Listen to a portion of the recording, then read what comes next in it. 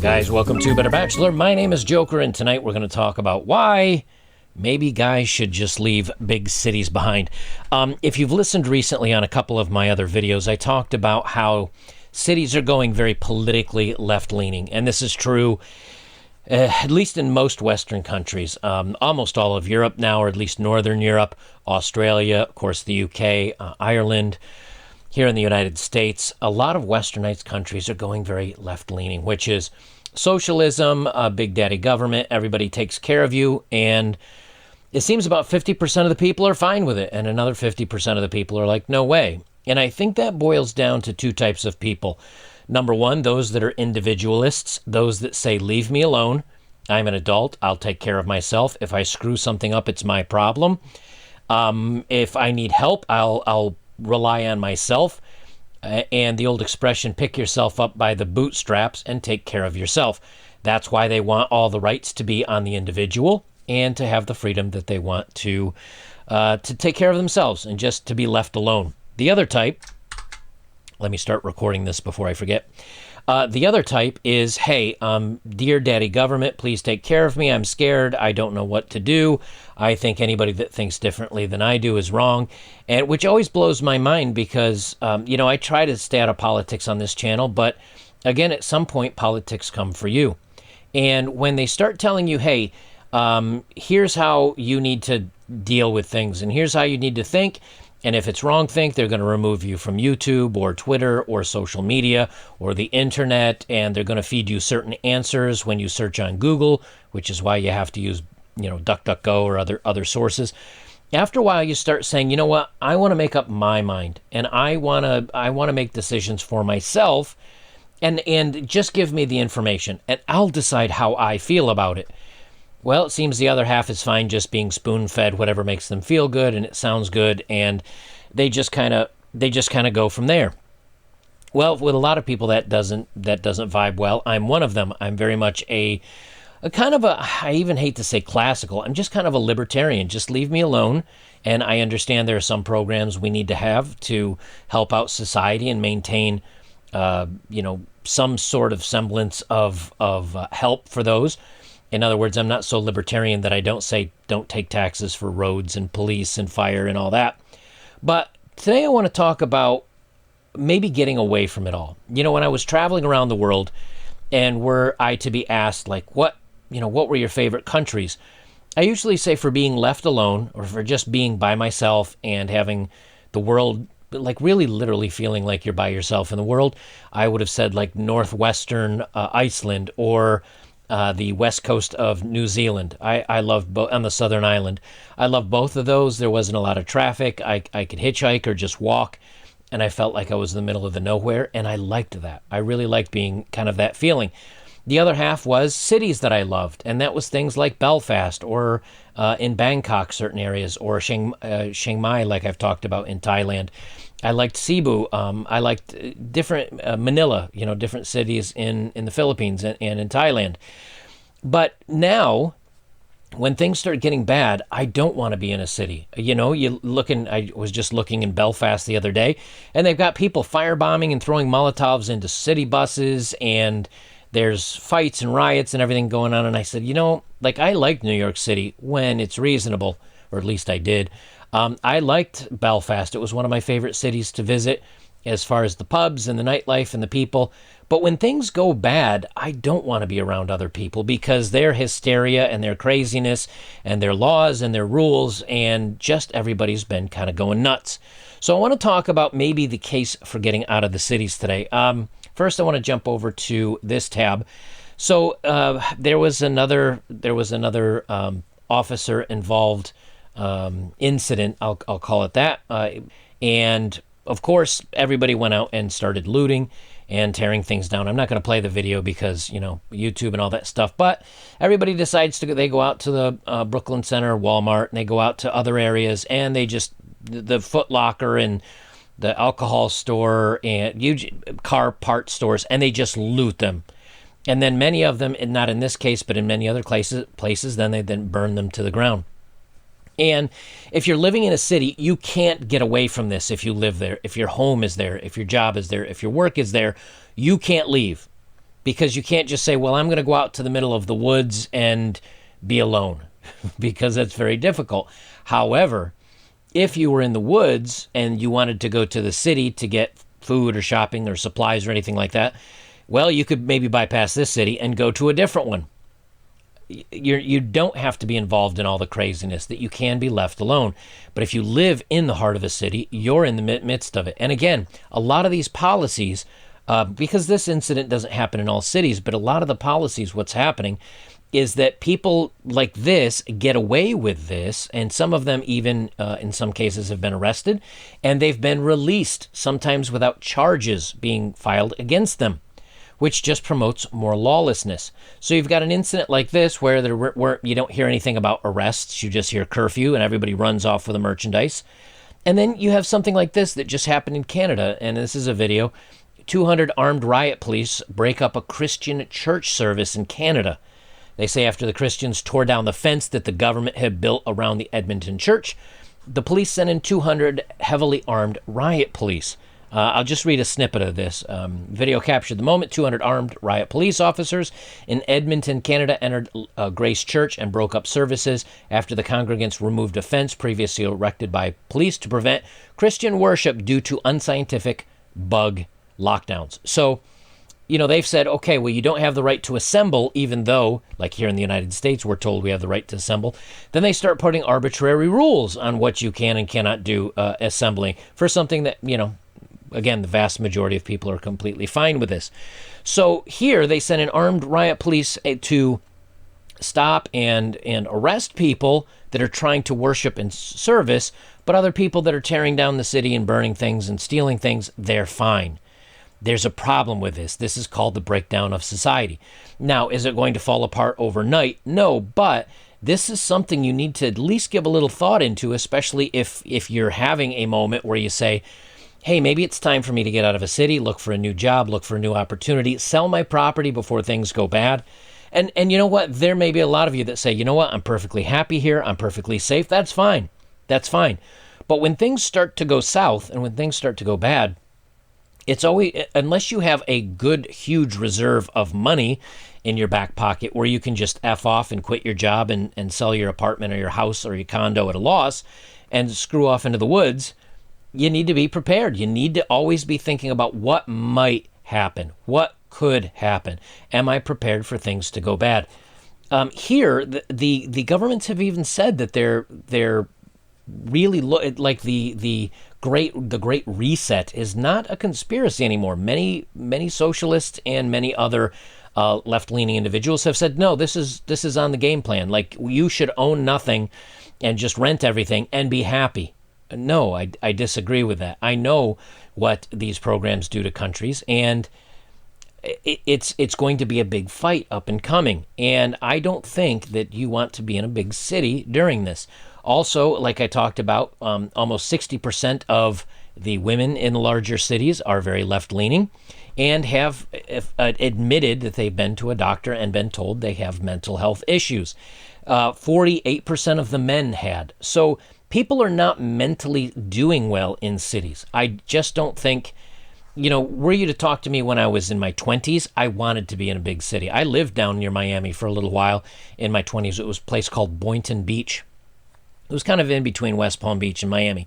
I loved the nightlife. I loved the beaches. I loved people at that point in my life. But people were also kind of relatively sane. People were not, like, if we disagreed on something, whether it was political or whether it was for society as a whole, you'd be like, I don't think you're right on that. Well, yeah, I think you're wrong on this either. Okay, cool. You want to go grab a beer and shoot a game of pool. Now it literally, it's getting to the point where it becomes physical violence, where people are being ostracized, fired from jobs, just for voting for a certain person. Now, again, I know overseas you may not have the elections and things like that, but look just look how everything is being torn down. When you look at smaller, and when I mean small, like I'm looking at areas that are out by, anywhere between 2 and 20,000 people in a small city, these people are being left alone. They mostly go by the local laws. They don't really listen to the federal or, in many cases, the state government, because they're so far separated from all of it that they kind of go by their own they run their own cities and they go by the local government. It's much more powerful and important to those people. And I think, yeah, as I've been spent time alone and as I've spent time in cities, I realized that I think I would rather live alone and outside of the city and then visit the city when I want the movie theater, although I don't go anymore, or when I want to purchase some things and when I want to go out to maybe a dinner and a comedy show. Yes, it is an hour drive there and an hour drive home, but you could go for the weekend and get a cool hotel and spend, a couple of days in the city and then leave for a month. I just, the way everything is going, I think it's wise to just prepare for a way to kind of get away from it all. Because, I joked, what was it, my New Year's Eve special or New Year's Eve episode that I put up in 2020, coming into 2021, I said, things are going to get worse before they get better. We're barely 4 months in, and things have fallen off a cliff. And this is just the beginning. Like, we're just in the beginning phases of this. There's talk that even the United States, the two sides may never be able to come to agreement on things, and they need to find a, quote, peaceful divorce. They need to find a way to maybe separate ideologies where the conservatives can have one type of lifestyle and this left-leaning, socialist types can have another, because I don't see how we stay in the same country. I have to assume the same thing is going on over in Europe, where everything is everything is about race, everything is about gender, everything's about being trans or inclusive, and that's all you are as a person. It's no longer who you are as an individual. It's, well, I identify you as a white straight male who's bald and 5'7" or whatever, 6'3", 5'8", whatever. And I'm going to put you in a category, and this is the category, and these are the views that you're allowed to have, and these are the subjects that you're allowed to talk about. I know that's happening all over the world. And what if that's not the way that you see the world and how you want to participate? People are going to want to get out of that. When you're in a small city, it's easy to kind of get away from that. It's easy to kind of say, something. Again, they are very much being left alone. Let me move on to the next one here. From the New York Post, 14 girls allegedly set a home ablaze because they were, quote, bored. The gals' ages in this were from age 12 to 14, and they were just bored and they decided to set a home on fire. This is, again, now these are little snippets, but if you watch, I look through a lot of the news. I see everything that's out there, and when you're doing this, you realize, something, things are not good right now. And we've got this younger generation of people that are going to be running for office. They're going to be the police. They're going to be your governance. They're going to be the ones that are at the DMV. They're going to be in the places that you need to go. This is our next group of young people coming up. And it's not saying that all of them are like that, but when there's a large majority of them that are in these cities that are being taught these very left-leaning things, I don't think that's a place you want to live. And again, this may be years out, but it's time to start thinking about these things because they never may come to fruition. They may never happen. But if you're taken completely by surprise and you go, oh my gosh, things have gone so far, things are so bad so quickly, I never saw it coming, you're unprepared. And part of being a smart man and being a better bachelor, by being a better man, is to say, hey, something? I just smell something in the wind.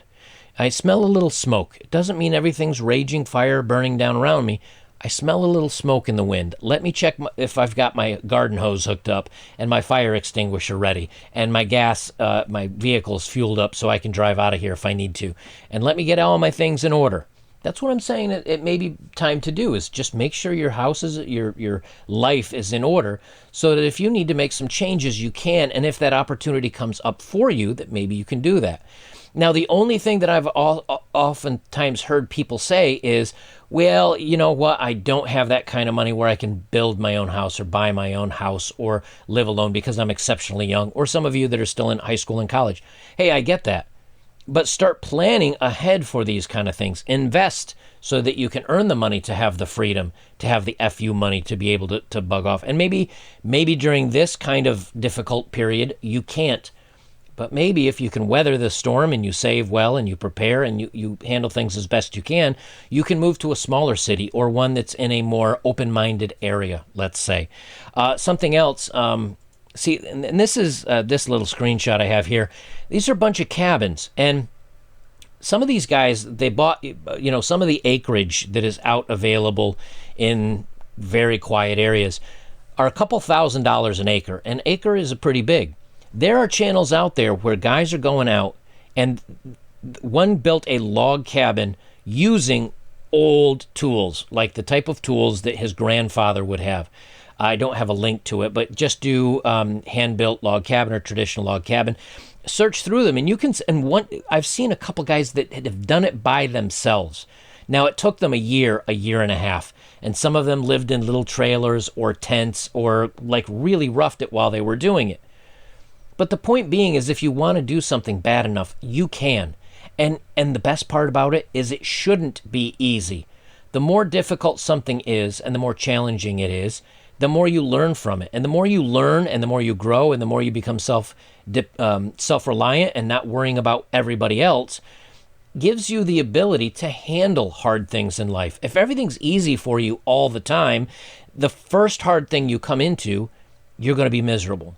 However, if all the things in your life are difficult and challenging, and if you can do them on your terms, because let's face it, being handed a bowl of crap and having to eat that every day when you're not choosing to is very upsetting, and that's not really the way that you're going to be happy. But if you can choose, hey, you know something, I'm going to do this. I'm going to make it a challenge. Maybe the first little place I build is just big enough for a fireplace, a place for me to use the bathroom, and a place to sleep, and it's a tiny little place. And then based off that, you can, while you're living in that, you build something that is bigger or more permanent. These are just ideas. But my point is that, again, if you want to challenge yourself and you want to push yourself, this might be a great way to do it. Now, for those of you, here's a little picture of a piece of property that I'm looking at. It's 5 acres that are backed up on 2,700 acres of federal land that cannot, they're part of a national reserve. And I can also use the national reserve. So I said, well, here's 5 acres backed up to 2,700 acres. No one can build on one side of me, and I have 5 acres on either side. I looked at something like this, and I said, this is kind of the vein of what I'm looking for. And what I've decided to do is I'm going to be purchasing, maybe not this piece of land, but I'm going to be purchasing a plot of land. And I'm going to try to get enough land that I can put campsites and tent sites and maybe some outhouses, or if they have water and other public resources available, maybe a little lodge there that has bathrooms and showers. I would like to make a little men's resort, a little men's retreat. So what I've decided to do is everything that is donated either to me directly for this calendar year so far, plus going forward, I'm going to save and specifically put into a little piece of land that I can hopefully make into a resort. That's not promising I will with every penny that's given to me, but that is the plan. And so everything that I get on my betterbachelor.locals.com and everything you guys send me, I'm going to earmark for purchasing land and maybe making a little getaway resort for guys. I think that would be great to have something that's out in the middle of nowhere where hopefully there will be some Wi-Fi and electricity and running water. I'm going to have those things. But to have a place where guys can get together and have a little retreat, get away from society, get away from the craziness, get away from the internet, and just spend time being men, cooking raw meat over open fires and telling tall tales and drinking cold beers. And hopefully by then maybe I can learn to play acoustic guitar enough not to make people's ears bleed, and just kind of getting back to nature. And that's really what I want to do for myself. But I'd really love it if I could do that to where 10 or 20 other guys could show up at a time and do something similar. So this is my goal for myself, and hopefully I'll make it available for some of you guys to come join me visiting and things like that. All right, moving on. Lastly here, I've got a screenshot, and this is from Miami to Bangkok. I'm currently in Florida, which is why I picked Miami. But a round trip, 30 days apart, which means a ticket there and a return ticket with 30 days in between, is $947. Now, for a lot of you guys, you say, hey, that's a lot of money. But that's basically $500 to fly to and $500 to fly back from. If you need a big city, if you need time spent with people and society and whining and dining and going out to, in my case, I loved going to Muay Thai fights and having some cold drinks and going on dates with very attractive, very sweet and kind women. my argument for the living alone and kind of being alone, many guys say, but I would find that lonely. If you find it lonely, being alone for 4 or 5 months a year, just by yourself, that's where I say maybe it's time to work on you. I think that once you are in a happy place and you have challenges of building your own home or having a motorcycle you're restoring or having your own, getting into photography or long distance running or whatever, is it that if you can find happiness while you're alone, which is a big part of what I talk about, being happy without someone else in your life, if you can find that place, you can enjoy 3, 4, 5, 6 months being completely alone. When you're alone like that and you don't have the second car payment for the wife and you don't have the kids to send to school and you don't have to worry about their college tuition and you don't have to worry about buying the wife the birthday gifts and the Christmas gifts and the $100 every other weekend for dinner and a movie out to make her happy. This $1,000 every 6 months is very, very cheap when it comes. I think women, I looked up something a long time ago for a video. Women spend $2,500 a year just in makeup and beauty products alone. When you throw in clothing, it comes to closer to $4,500 a year. You could take this flight every 3 months. So you could do January, February, March in Thailand, April, May, June in Thailand, July, August, September in Thailand. You get the idea. You could travel overseas many, many times. And remember, this is just a one-way flight, or excuse me, a two-way flight over and back. You could also do what I did, which is you can fly over to Thailand, then pay a couple $100 to fly to the Philippines, because you can, at least on an American visa, you can stay for 30 days. And then you need to leave the country. So what I did is I flew over on a big flight, but at the time I was coming from Egypt, not from the United States. I went from Egypt over to Thailand, then I went to the Philippines, and then I went back to a different area in Thailand, and then I went back to a different area in the Philippines. And the thing is, I think you can stay a total of 6 months out of the year. You could take a $100 or $200 hop flight between the two countries back and forth all year and spend an entire year in Southeast Asia, and the plane tickets would come probably less than $2,000 just for spending a year in Asia. $5 a night in a Chiang Mai hostel that was primo, top of the line. I mean, really, really nice and clean and beautiful.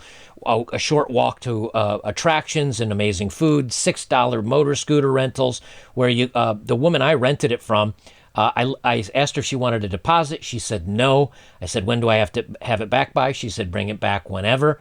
And I said, $6. It was $6 a day. And I said, so I can keep this for a week if I want? And she's like, yeah, that's fine. I said, are you nothing? You don't need anything from me? She's like, no, I'll just take a photocopy of your credentials so I know who you are, like your name and things. I said, okay. I gave her a photocopy of my passport and off I went. Ended up keeping the thing for like a week and a half. I went back, I paid, I don't know, $40, something like that, and I was done. There are so many opportunities for men to travel, to live, to explore, to spend time in population or dense areas of the world. It doesn't mean that you have to be alone your whole life, but if you center your base, your home base, somewhere where you're safe, where you're left alone, where you have private, where you can have your own land and your dog and your cow and your chickens if you want to, and grow your own food.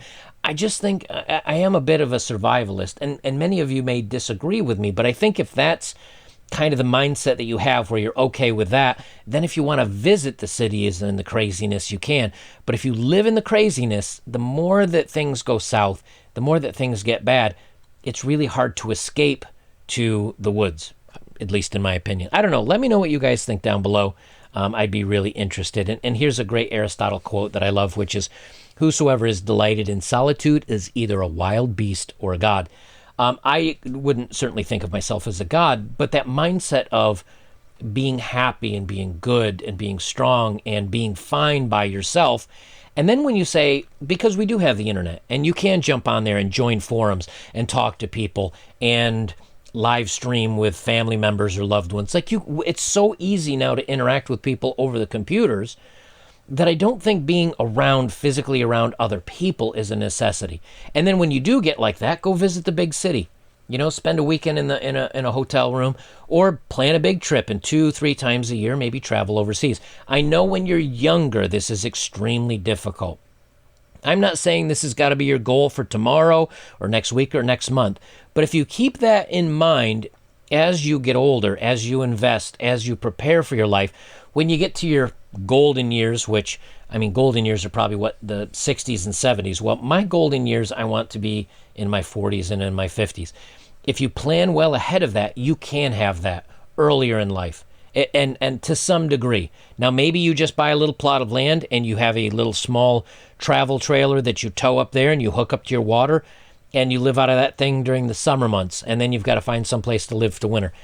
My point is that if they could come here in the, 1492, I guess, but if in the 1500s and the 1600s and 1800s, if people could come here, like to America, if they could chop down trees and build their own homes without power tools and hand tools, and they grow their own crops, and they hunt and they fish, if they can do it, how much easier is it to do today? And if you said, yeah, dude, but that's hard, that's exactly my point, is by doing these hard, challenging, tough things, when you're on the other side of that, that's where you have an appreciation for the experience. You know, I often say to people, do you remember, and I've said this when I'm on dates with women before, but I've said, do you remember your first kiss? Everybody remembers their first kiss, or the first time that you went to bed with somebody. Everybody remembers it, even though it may have been, in some cases, 10 or 15 or 20 or 30 years ago. Why? Because it was momentous, because it was important. That's why you remember it. But I bet you don't remember what you had 3 Tuesdays ago for lunch. Why? Because it was just another Tuesday and just another lunch. Life has to be meaningful. And by making things tough and making things challenging, in whatever you do, whether it's going to the gym or losing weight, you've got to push yourself to find something bigger. Sitting in front of a video game is one of my hobbies. I have nothing against it. But I've seen people pour, myself included. I play Skyrim. Since it came out, I've got hundreds of hours in Skyrim. Most nights it's 30 minutes to an hour an evening. But for a year, that's 300 hours of video game playing. I allow myself this because you also have to go to the gym. You also have to do other things. But what if instead of those 300 hours in video games, what if you took 20 or 30 minutes to hit the gym, to go for a run, for doing something to better yourself? At the end of that, you can say, I am a better human being because of the tough challenges I put myself through. At no point at the end of a tough video game session does somebody say, I am a better human being because of this. Now, you might have had fun. You might have interacted with your friends playing an MMO or a first-person shooter. Again, I'm not dogging on it. But my point is you always have to better yourself. And if you're missing out on opportunities to better yourself and do tough things, I think you're really missing out on a big part of the meaning of life. That's my take on it. All right, it is time now for the dating profile of the day.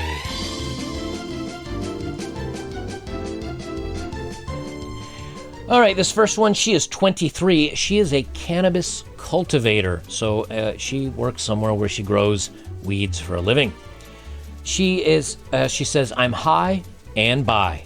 She, her, they. So automatically, guys, you have the 50-50 shot of going on a date with her because she might also find a woman that she finds attractive. Nothing wrong with that, but already your chances are not looking good. She says, please make me laugh. Life be hard sometimes. So you have to be entertainment director of your relationship. She says, big on Bravo Lima Mike, pro-choice, alphabet crew, as in minding my own business. No, she's a raving activist, and you better support everything that she does, of course, or else you're not going to get along, and she will end up yelling at you. She says, if you're a man, just understand that I'm already too good for you. That's her attitude. So if you're a guy, she's already too good for you. Doesn't she sound pleasant and fun to hang out with? She says, if me saying that offends you, then you've proved my point. I think you mean proven your point, not proved your point. I think you've proven my point. So there you go. So she can insult you by saying that if you're a man, I'm already better than you. And if that offends you, you've proven my point that I'm better than you. That's what she's saying. Good luck, fellas. And the worst thing is, before I blurred her photo, yes, she does have a big shoulder tattoo. If you were to see her out, you'd say like, oh, she's a cute girl, or you probably would. I don't make assumptions. You'd probably say, oh yeah, she's a cute girl. You wouldn't realize that she's a raving lunatic and hates men, apparently. So Good luck to you. Guys, if you'd like to support my work, links are below as always. If you have, thank you very much. Best way you can support me is like, comment, share, subscribe. Check out my other channel over at betterbachelor.locals.com. And again, anything you guys send my way this year, I've decided I'm going to try to build myself. I'm going to get myself some land. I mean, it is for me. But I'd like to hopefully get some tent sites and some other things. And as things develop, I'll keep you guys. I've got a couple of feeder questions out to some real estate agents up in the north central part of the United States. I'm already looking at land up there. So as I find things out, I will keep you guys in the loop as to how that's going. Guys, that's it for me. This is Better Bachelor. I'm Joker. Remember, I'm not saying you got to ditch cities. I'm not saying you need to shun society and go away. I'm just saying maybe plan for some rough years ahead. I think society's not quick to move. And we've kind of been in a decline now for a decade, 2 decades. We still haven't hit bottom yet. And when we hit bottom, I just don't think you want to be in a city. I don't think you want to be mixed up in this stuff. I think it's better maybe to plan for some independence, and then if things do go bad, you're kind of left to your own vices out in the middle of nowhere. You can still go have fun in the cities. You can still go have fun maybe traveling to different parts of the world a lot cheaper than you can paying that big rent in a big city and being part of the chaos and then trying to get away from it all. I don't know. Let me know what you guys think. I'd be interested to hear.